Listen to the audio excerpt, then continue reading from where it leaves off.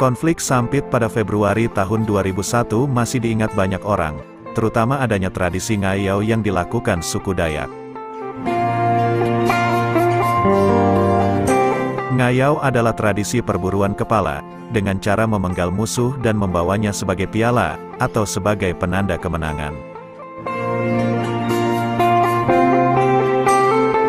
Pada kerusuhan antar etnis tersebut, diketahui banyak korban berjatuhan dengan kondisi kepala terpisah dari tubuhnya. Kisah suku Dayak sebagai pemburu kepala, ternyata berasal dari tradisi ngayau, yang sudah dilakukan sejak lampau. Lalu bagaimana tradisi ngayau dilakukan masyarakat suku Dayak?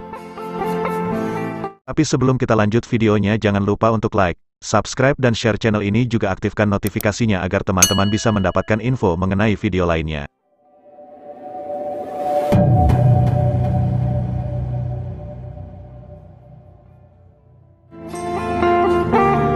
Tradisi ngayau, yang membuat suku Dayak ditakuti musuh.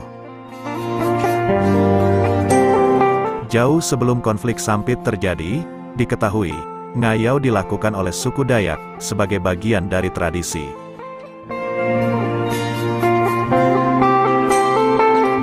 Ngayau dilakukan secara turun-temurun sebagai sebuah kebanggaan bagi keluarga yang bisa membalaskan dendam kepada musuh. Walau begitu, ngayau tidak dilakukan dengan serta-merta, namun, dilakukan dengan aturan tersendiri.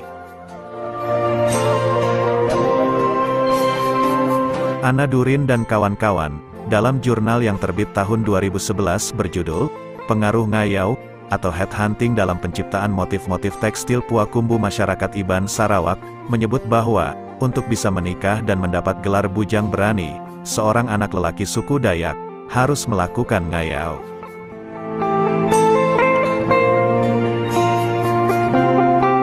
Adapun tradisi ngayau dilakukan secara berkelompok, dan proses pemenggalan harus dilakukan saat musuh masih dalam keadaan hidup. Tradisi ini terus berlangsung, di mana seorang anak akan membalaskan dendam ayahnya yang terbunuh, dan membawa pulang kepalanya ke rumah.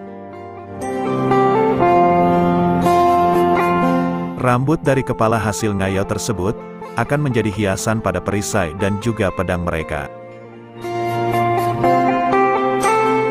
Sementara kepala-kepala musuh akan dikeringkan, dan digantung sebagai simbol keberanian, kehormatan dan juga penolak bala.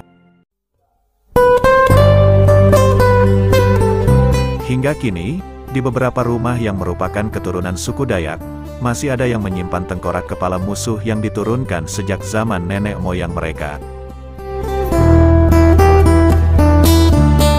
Catatan tradisi ngayau suku Dayak, oleh bangsa Barat. Diketahui bahwa, tradisi ngayau juga ditakuti oleh para penjajah yang pernah singgah di Kalimantan. Penjajah Belanda dan Inggris memberi sebutan barbarik Borneo, atau Kalimantan Biadab, untuk menggambarkan tradisi perburuan kepala yang dilakukan suku Dayak. Tradisi ngayau, membuat seorang naturalis asal Norwegia bernama Karl Bokk menerbitkan catatannya, yang berjudul, The Headhunter of Borneo, pada tahun 1881.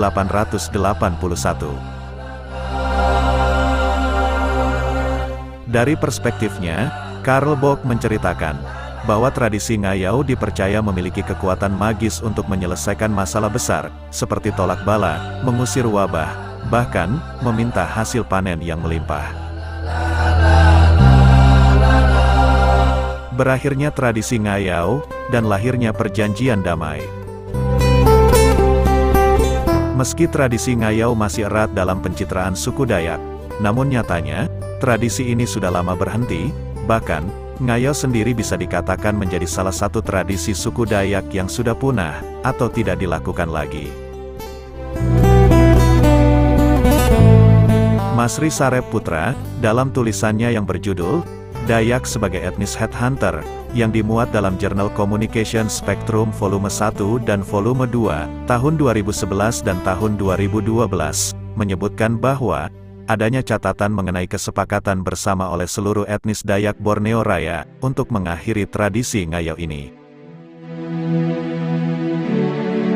Kesepakatan damai ini terjadi ketika diadakannya musyawarah besar Tumbang Anoy, di Desa Huron Anoy Kahayan Hulu, Kalimantan Tengah, pada tanggal 22 Mei sampai dengan tanggal 24 Juli tahun 1894. Itulah tadi, salah satu tradisi ekstrim suku Dayak yang telah punah. Semoga suku-suku di negeri ini bisa hidup berdampingan dengan damai.